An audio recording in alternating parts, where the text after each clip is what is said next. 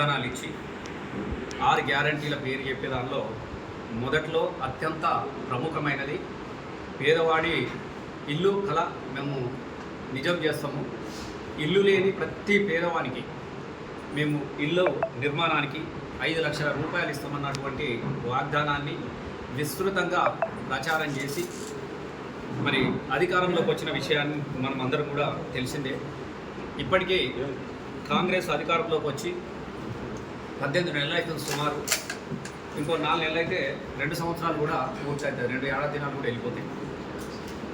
ఇందిరమ్మ గృహ పథకం అని అత్యంత ఆర్భాటంగా మొదలుపెట్టి చాలామంది పేదవాళ్ళను అంటే గ్రామాలలో ఒక్కసారి కాదు 2 సార్లు కాదు 3 సార్లు ఏ సభ జరిగినా కూడా దానిలో ఇల్లు లేని వాళ్ళందరూ అప్లై చేసుకోమని చెప్పేసి ఒక 3 సార్లు 4 సార్లు 5 సార్లు పాప అనేకంగా చాలామంది కూడా అటు ఆధార్ కార్డులు లేకుంటే కూడా తిప్పలవాడి ఆధార్ కార్డును తీసుకొచ్చుకొని అలాగే రేషన్ కార్డు తీసుకొచ్చుకొని వాళ్ళ పుణ్యాన్ని జమ చేసుకొని జిరాక్స్ సెంటర్లలో పడిగాపులు కాసి తీసుకొచ్చి గ్రామ సభలలో ఇళ్లకు సంబంధించినటువంటి మానకొండూరు నియోజకవర్గానికి సంబంధించినటువంటి అన్ని గ్రామాలలో కూడా వాళ్ళ ప్రజా పరిపాలన సందర్భంగా పెట్టినటువంటి గ్రామ సభలలో చాలామంది అప్లికేషన్లు ఇస్తే ఆ గ్రామ సభలలో గౌరవులు ఎంఆర్ఓ గారు కానీ దాని ఇన్ఛార్జీలు కానీ ఎంపీడీఓ కానీ వాళ్ళ సమక్షంలోనే ఇంతమంది అప్లికేషన్ పెట్టుకున్నారు, ఇంతమందికి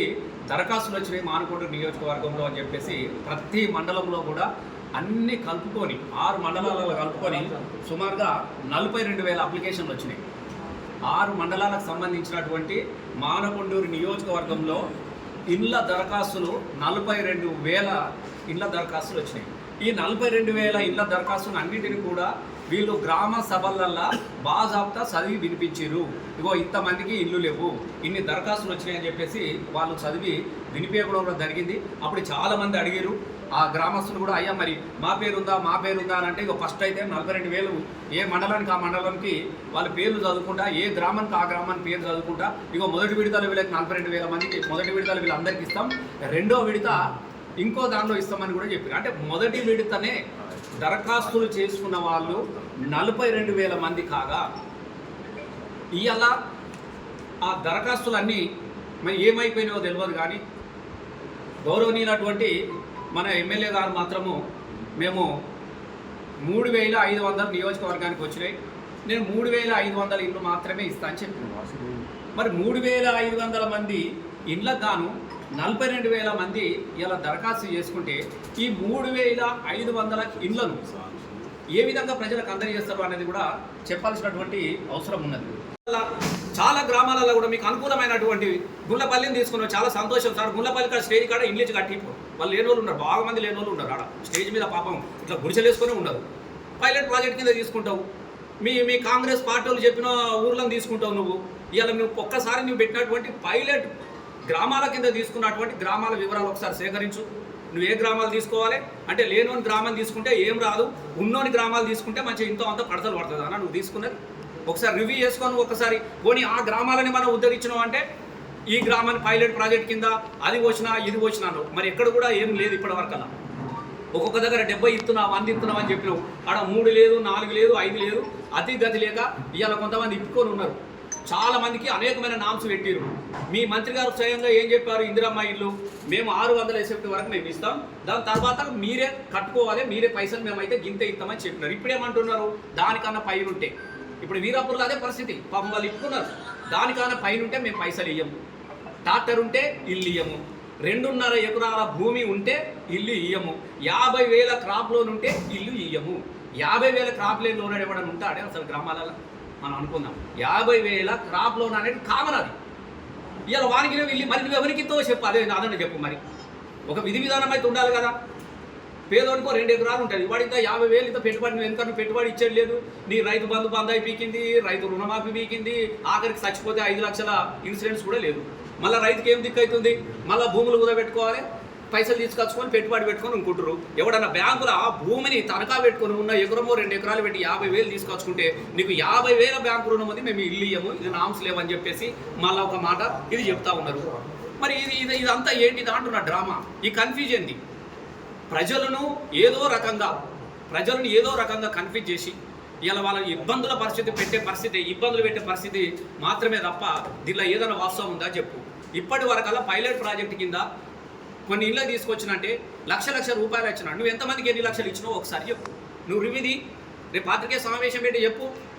అరే ఫలాని రసమయ్య గారు ఎక్స్ఎమ్మెల్యే గారు నా మీద అక్కసు కాకిండా ఇగో కన్నీ ఇంతమందికి ఇచ్చిన అని చెప్పే నిజాయితీ ధైర్యం నీకున్నదా అని నేను అడుగుతా ఉన్నా. ఇలా జరుగుతూ ఉన్నాయి. నీ ఎంపికలో కమిషన్ల దందా జరుగుతూ ఉన్నది. నువ్వు ఎంపికలో నేను ఇప్పుడు కూడా చెప్తా ఉన్నా, ఎమ్మెల్యే గారు మొత్తం అధికారులతో ఎవరైతే ఆఫీసర్లు ఉన్నారో మండల ఆఫీసర్ కూర్చున్నబెట్టుకొని ఏ గ్రామానికి ఎన్ని పక్క ఇస్తున్నావో చెప్పి మళ్ళీ ఒక్కసారి గ్రామ సభ పెట్టి చెయ్యాలని చెప్తా ఉన్నాం. ఒకవేళ గ్రామ సభ ద్వారా కాక ఉన్నట్టుంటే నీ కార్యకర్తలు రాసిచ్చిన పేరుంటే కాంగ్రెస్ ఇందిరమ్మ గృహ ప్రథమ కర్మ అని పెట్టుకో. ఎవడు రాడాల ఇది కాంగ్రెస్ ఇందిరమ్మ గృహ పథకము మా వాళ్ళకే అని పెట్టుకో. ఇప్పుడు ఎట్లా రాజీవ్ వికాస అది ఉంది కదా, యువ వికాసం అనేది నీ కార్యకర్తలకు ఇచ్చుకుంటా అని చెప్తా ఉన్నావు. అది కూడా ఉన్నది కాదంతా కూడా నడుస్తూ ఉన్నది. గ్రామాలలో లోన్లు ఇప్పిస్తామని అదొక నడుస్తూ ఉన్నది. తన్నుకుంటా ఉన్నారు. ఇళ్ళ కాడ నువ్వే దోపుతావు, ఈ రాజకీయాల్లో నువ్వే అవుతావు నీ కార్యకర్తలు తన్నుకుంటున్నారు. మీటింగులలో ఎక్కడికక్కడ గ్రూపులు పెట్టుకున్నారు ప్రతి గ్రామంలో కూడా. ఇదన్నీ జరుగుతూ ఉన్నాయి. ఇవి రాలేదు. మేము ఒకటే సూటిగా చెప్తా ఉన్నాం, మేము రాజకీయం తెలుసుకోలేదు. ఖచ్చితంగా నువ్వు ఇస్తానన్న పేద ప్రజల ఇల్లు ఇచ్చే వరకు ఈ 40,000 మందిని ఖచ్చితంగా మేము ఆర్గనైజ్ చేస్తాం. గ్రామాలల్లో ఇల్లు అవకతవకలు జరిగినట్టుంటే చాలా పెద్ద ఎత్తున మేము ప్రొటెక్షన్ చేస్తాం. ఖచ్చితంగా ఎవరైతే అప్లికేషన్ పెట్టుకున్న లబ్ధిదారులు ఉన్నారో మా వాళ్ళు మొత్తం ప్రతి గ్రామం నుంచి వాళ్ళని తీసుకొచ్చి కూర్చుండబెడతాం. ఇంట్లో జరుగుతున్నటువంటి మతలబు నువ్వు గ్రామ సభ ద్వారా ఎంపిక చేయకుండా నీ కార్యకర్తల పేర్లు మాత్రమే పరిగణలోకి తీసుకుని నువ్వు ఇల్లు ఇచ్చినట్టుంటే నువ్వు ఇచ్చేటి 3 వాయిదాలు కానీ 40,000 మందిని ఖచ్చితంగా రోడ్ల మీదకి తీసుకొస్తాం. మేము ఖచ్చితంగా వాళ్ళ తరఫున మేము ఫైట్ చేస్తాం. కాబట్టి ఆ పరిస్థితి రావద్దు అని అనుకుంటే నువ్వు ఖచ్చితంగా ఇక ముందు జాగ్రత్తలు తీసుకోమని చెప్తా ఉన్నాను. నేనేం చెప్తున్నా, జాగ్రత్తలు తీసుకోమని చెప్తా ఉన్నా. ఇదంతా ఏదో జరుగుతుందని చెప్తా ఉన్నా. మా దగ్గర ఎవిడెన్స్లతో సహా ఉన్నాయి. నేను ఏది ఉత్తగా మాట్లాడా. గతంలో కూడా సీఎం రిలీఫ్ ఫండ్ గురించి మాట్లాడితే ఆరోపణ అన్నారు. ఆ కూజపోయిన ఈయన అందరూ దొరకబట్టి మొత్తం వల్ల పోతే కేసులు అయిపోయినాయి. పోలీస్ స్టేషన్లో కేసులు అయిపోయినాయి. దొంగలు దొరికింది. నేను ఉత్తగా చెప్పా. నేను ఇంట్లో కూడా చెప్తా ఉన్నా, బాజాప్తా పైసలు. నేను మీకు ఇంకొకటి కూడా చెప్తున్నా, ఒక విలేకరి 50,000 ఇచ్చాడు ఇల్లు కోసం, పేరుతో సహా ఇస్తా. కానీ టైం ఒక విలేకరి కడువు పాపం ఇల్లు లేదు, ఇల్లు ఇవ్వనంటే అట్లా ఉత్తగా రాదన్నా. ఇగో ఇది అంటే పాపం ఇచ్చిండు. నా దగ్గర ఉన్నాయి. నేను ఉత్తగానే చెప్పట్లేదు. రేపు పొద్దుగాల ప్రెస్ మీట్ పెట్టి నిరూపించి ఈయన పేరు చెప్పు ఆయన పేరు చెప్పు అని ఎగురుతారు. చెప్పే టైంలో చెప్తా, గిట్లా చెప్పా, మంచిగా బాగా చెప్తా.